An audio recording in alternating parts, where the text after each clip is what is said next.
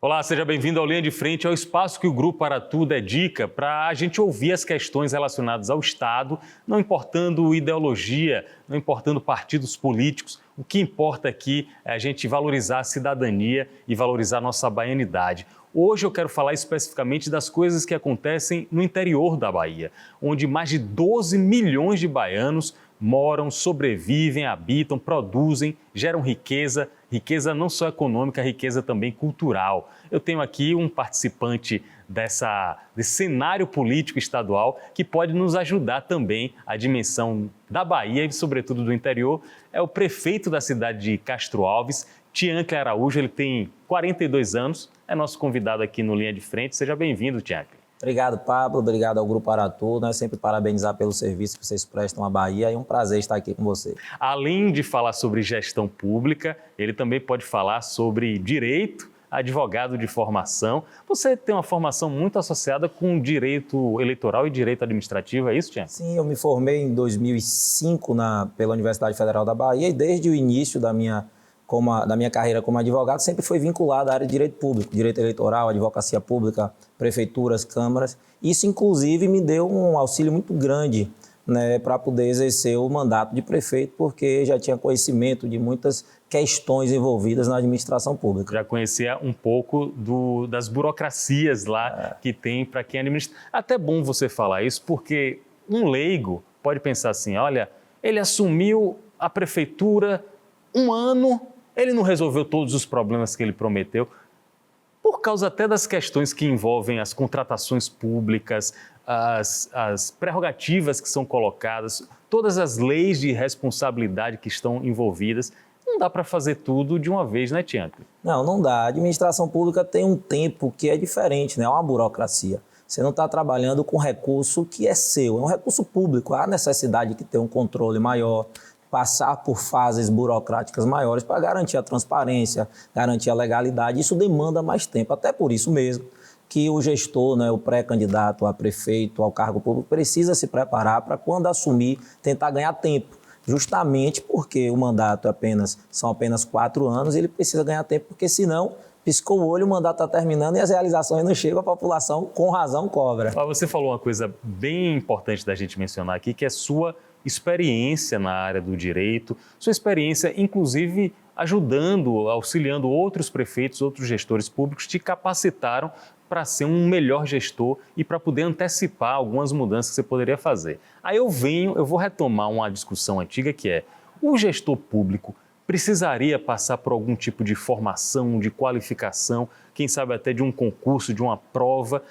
O que é que você acha dessa possibilidade que já lançaram tempos atrás? Eu acho que a gente, pensando no espírito principal do espírito democrático, a gente também não pode ter limitação à escolha do eleitor. Eu acredito que o controle principal que se faz é o eleitor lá na ponta e avaliando a capacidade, a qualificação, o preparo do seu candidato. Porém, eu acho louvável e muito bom que um dos critérios que o eleitor possa observar seja realmente a capacidade. Aquele gestor, ele está preparado para ser prefeito? Eu acho que cada vez mais o nosso eleitor precisa diferenciar que está colocando no cargo público não é um amigo que está ali batendo papo, dando tapinha nas costas, fazendo uma piada, não, é um gestor, ele tem que estar preparado. Eu sempre costumo dizer o seguinte, o gestor, ele cuida de gente, ele trata bem a população, fazendo obra, cuidando de escola, cuidando do hospital, cuidando da saúde, esse é o aspecto importante. Eu acho que o filtro principal é o eleitor.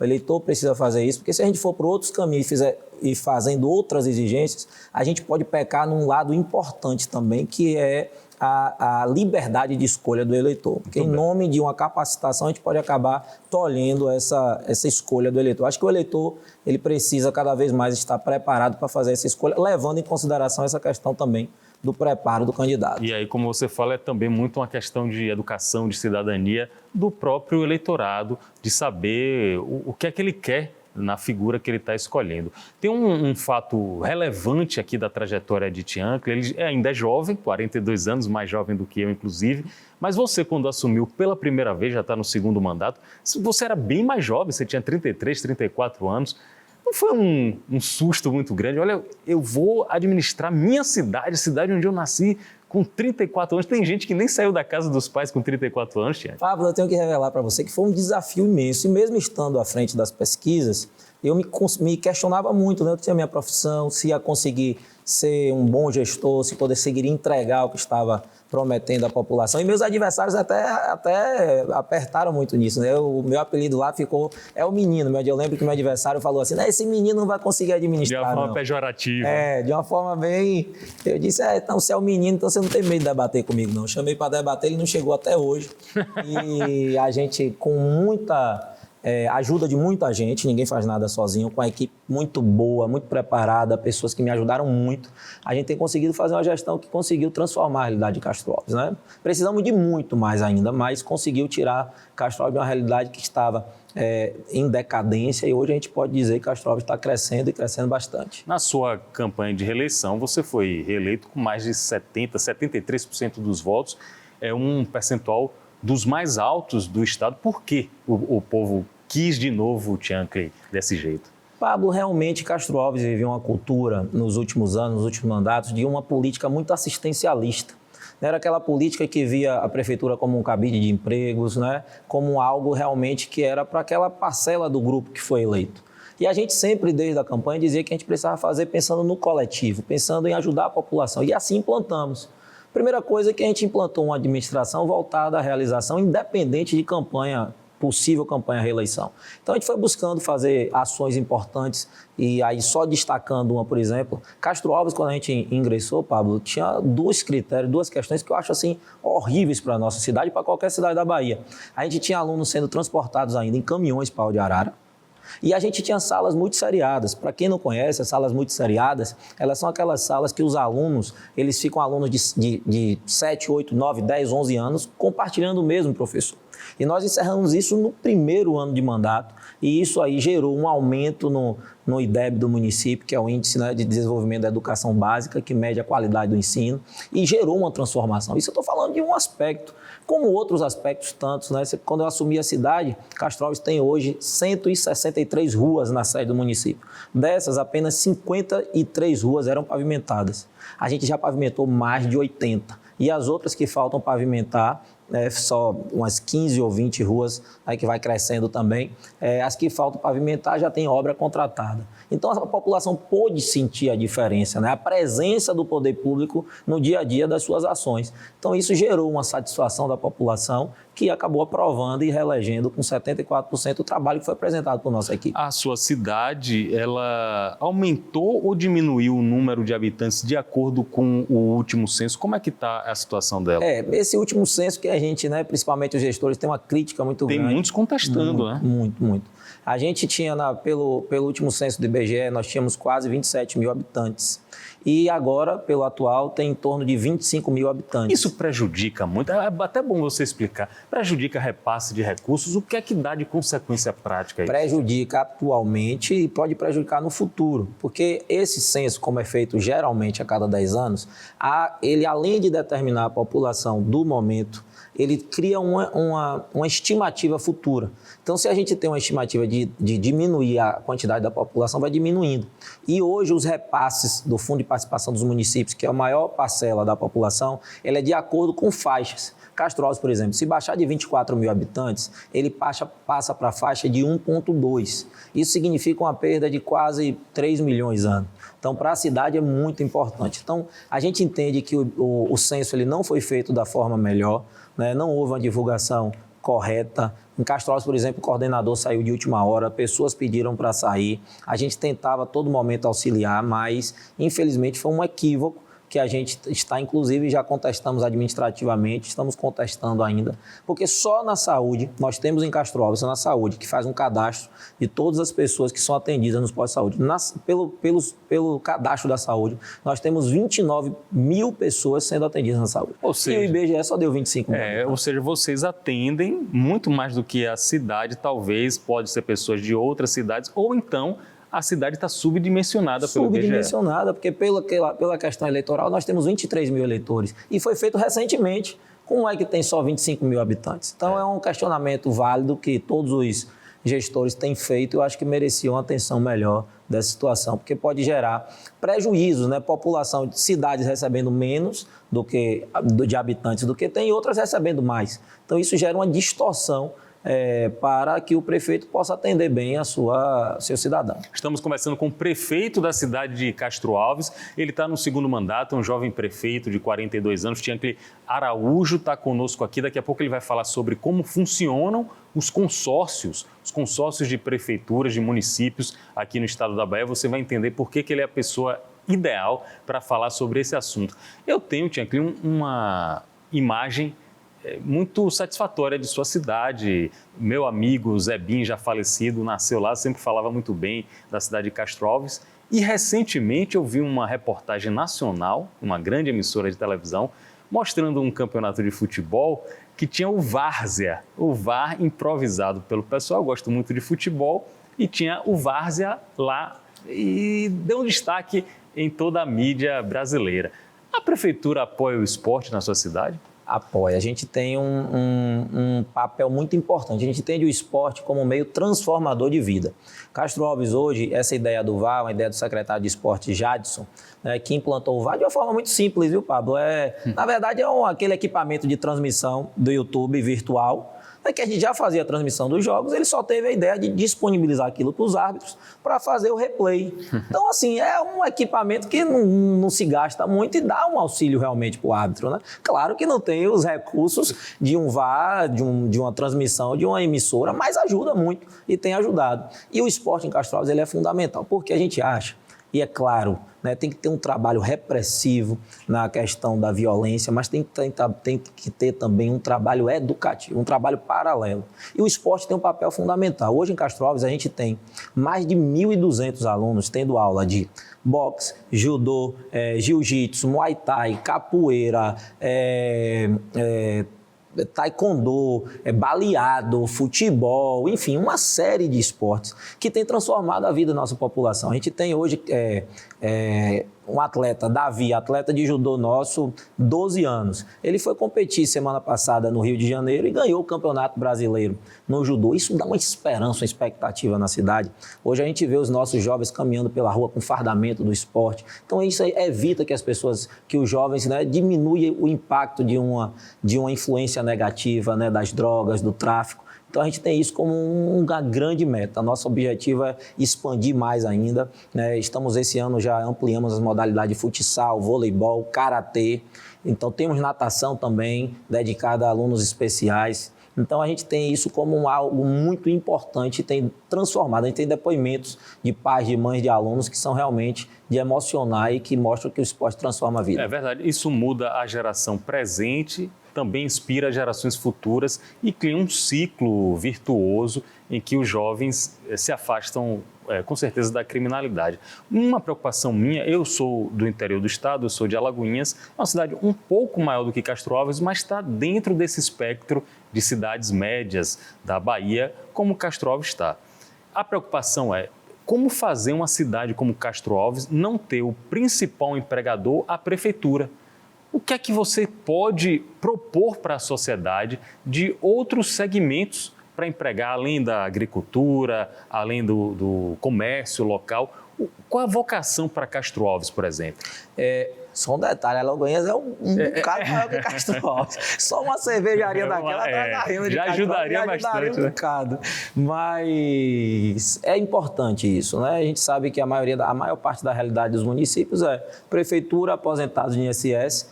Castro Alves tem uma fábrica de calçados que emprega quase 1.000 pessoas. É importante também. Mas pensando nisso, a gente veio desde o início da nossa gestão também fomentando a cultura do empreendedorismo. A gente tem uma parceria muito grande com o Sebrae, com a Sala do Empreendedor. A gente tem feito, lá tem, por exemplo, um dos serviços que a Sala do Empreendedor tem, que é a licitação simples. A gente percebeu que muitas pessoas não vendiam à prefeitura porque não sabia como participar de licitação, é burocrático. Então a gente botou uma equipe lá que ensina como os pequenos, os médios, os microempreendedores podem participar de procedimentos licitatórios, e isso deu a oportunidade que as pessoas passassem a também participar das compras governamentais, né? Então isso deu mais renda, mais apoio. A gente criou, vou dar outro exemplo aqui, lá em Castro Alves a gente criou o Castro Alves Fashion Day. Por quê? Que interessante. O que aconteceu? Os lojistas, as pessoas que vendiam roupa em Castro Alves, tinham sempre uma reclamação de que as pessoas saíam de Castro Alves para comprar roupa fora, quando tinha lojas lá que podiam vender. Então houve a ideia de fazer um desfile em praça pública e mostrar para a nossa população que os lojistas de Castro Alves tinham condição de vender roupas que iam vestir bem as pessoas, com conforto, com qualidade e com preço, e ajudando a cidade. E um grande sucesso. A gente já está na 4ª edição. Depois desse desfile, as pessoas, as roupas das lojas esgotaram todas. A gente, de um desfile, já transformou numa semana de moda, e isso tem dado um resultado enorme. Então, são exemplos de que a gente vai fomentando para que a cidade deixe de ser tão dependente da prefeitura e da Previdência. Mas é um desafio. Eu imagino. Agora, sabe o que eu acho interessante? As iniciativas que você colocou aqui, o VA, o Dia da Moda, o Fashion Day, não envolvem muito investimento, envolvem mais criatividade, né? Exato. Botar a cabeça para funcionar, né? Muito de ideia e de iniciativa, e de romper ciclos. O Castro Alves Fashion Days mesmo não é um investimento grande. Os próprios lojistas ajudam. Uma passarela, um todo, um sonzinho, bota ali uma música, mas a ideia é sair da mesmice. Ao chegar num segundo mandato, todo mundo pensa assim, como político, né? Eu não posso mais me reeleger, eu também não vou entregar todo o meu legado, tudo isso que eu construí para qualquer pessoa. E aí vem a grande questão: quem é que eu vou escolher para ser meu possível sucessor? Você já escolheu algum candidato, algum pré-candidato que possa levar adiante as conquistas que você deixou para a cidade? É um desafio, realmente. A gente vai chegando no final do mandato, tem que ter o grupo, né? Escolher alguém que a gente entenda capacitado. E lá em Castro Alves, nosso grupo decidiu pelo secretário de Esportes.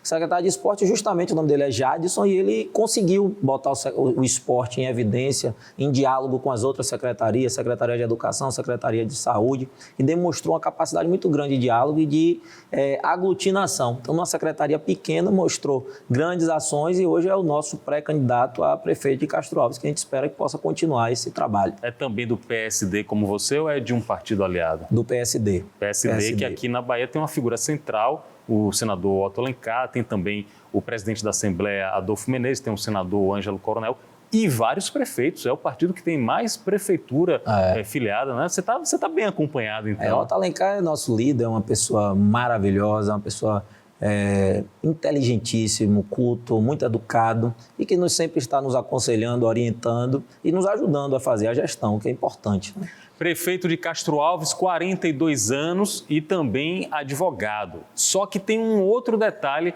na trajetória política, administrativa, social desse jovem como figura pública, que é o Tiancler Araújo. Ele é presidente da Federação Estadual dos Consórcios Públicos da Bahia, que tem feito uma verdadeira revolução, principalmente no quesito saúde. São quantos consórcios? Explica pra gente, quantos consórcios? Isso é só consórcio de saúde? São 53 consórcios públicos, né? Eles se dividem. Consórcios públicos de saúde.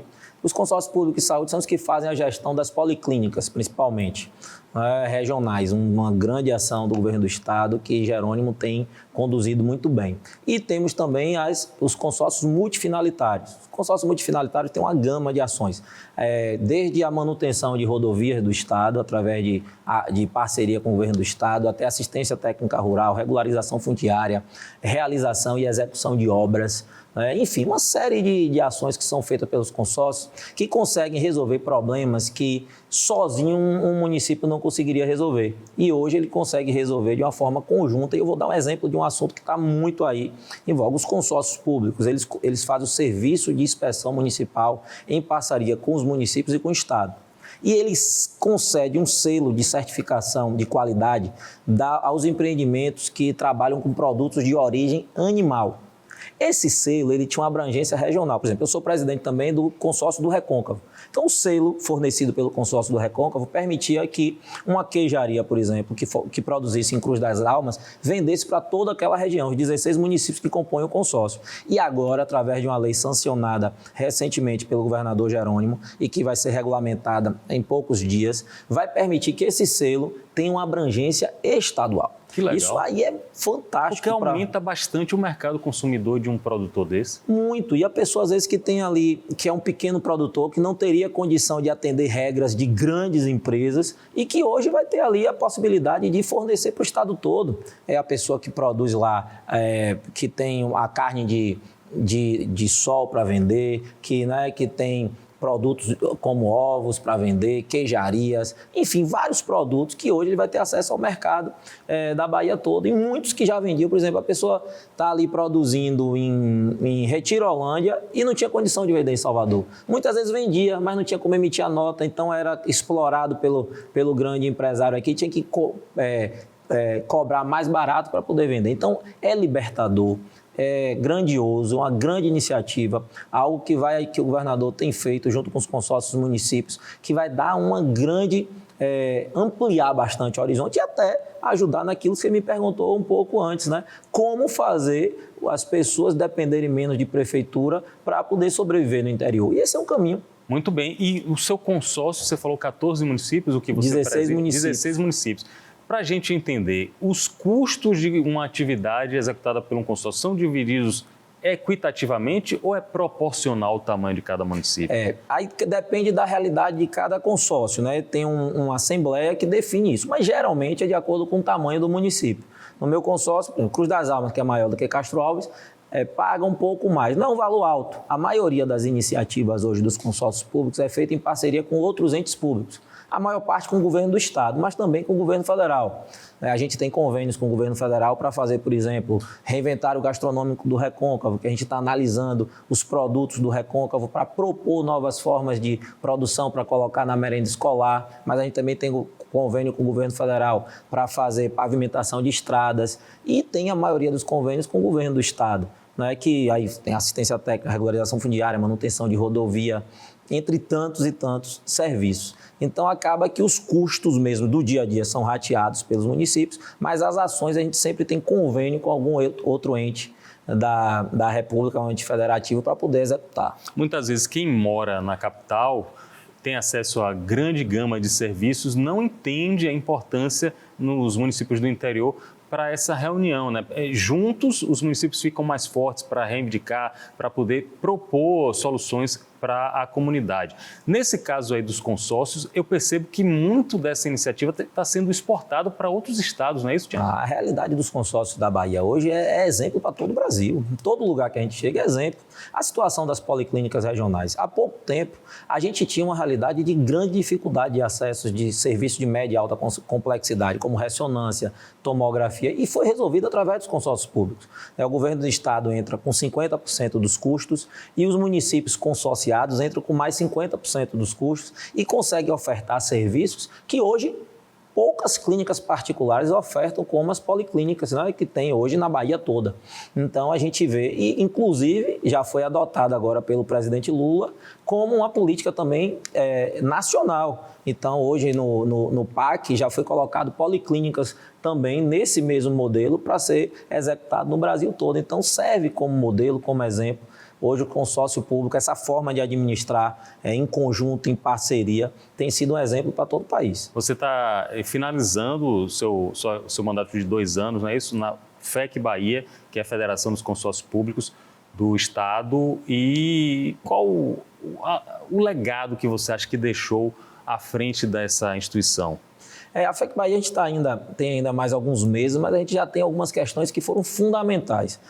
Primeiro, estreitar muito a parceria entre a instituição e o governo do estado, o governo federal. Fizemos reuniões importantíssimas, destravamos uma situação que dificultava muito essa parceria, né? Tinha uma discussão, os consórcios vão ser contratados pelo estado, vão ter convênio, e conseguimos regulamentar o acordo consorcial. Hoje os consórcios eles atuam em parceria com o governo do estado através de uma lei chamada a Lei dos Acordos Consorciais, que permite que a gente, com o mesmo objetivo comum, possa ter uma liberdade maior para atuar e estabelecer mecanismos em comum. Então, eu acho que o grande legado é essa regulamentação do acordo consocial e a questão do SUSAF, que é a ampliação da certificação do Serviço de Inspeção Municipal, que era regional, para ser agora estadual. São duas grandes conquistas para os consórcios públicos que eu acho que vão ter repercussões enormes nos próximos anos. Muito bem, é importante usar o veículo de comunicação para a gente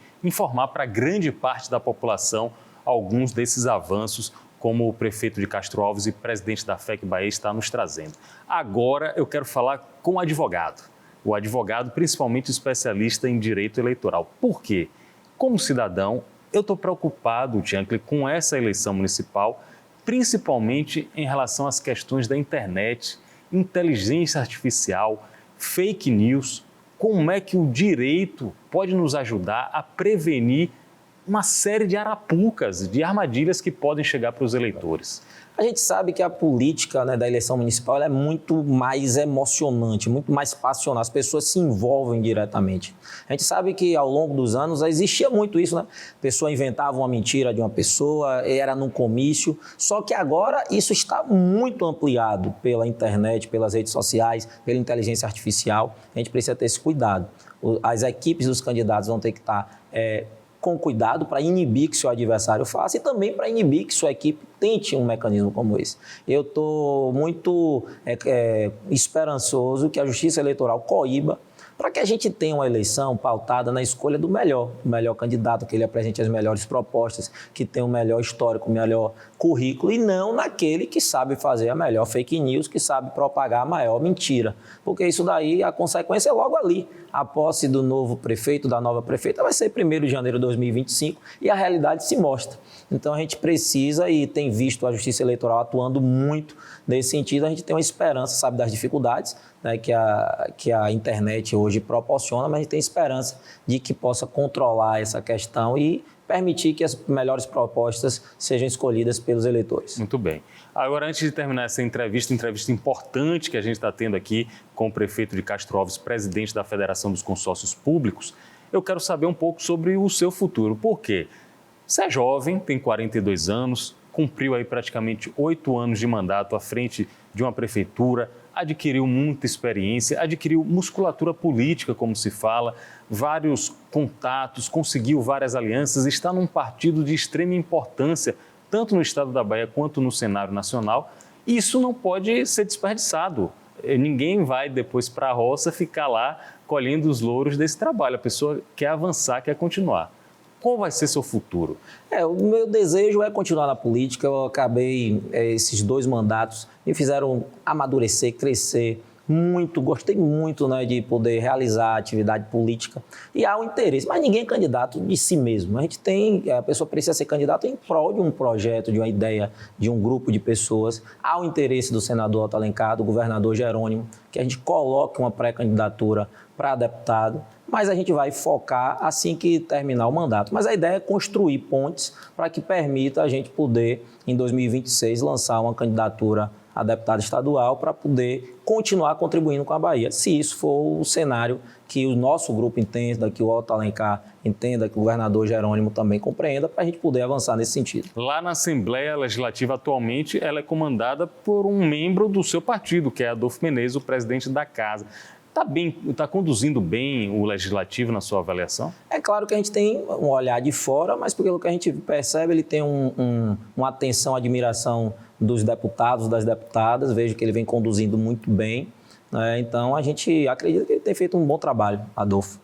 Está aí o prefeito de Castro Alves, de 42 anos, advogado também, Tiancli Araújo, presidente da Federação dos Consórcios Públicos da Bahia e nosso convidado no Linha de Frente. Fica à disposição aí para você fazer uma despedida e dizer o que você quer dizer para os seus conterrâneos, para todos os baianos. Eu queria agradecer a presença aqui no programa Linha de Frente, agradecer a entrevista com o Pablo, dizer que é sempre uma satisfação estar aqui falando sobre a administração pública, sobre o cuidado com o nosso povo e, com certeza, mandar um abraço para o pessoal de Castro Alves aí.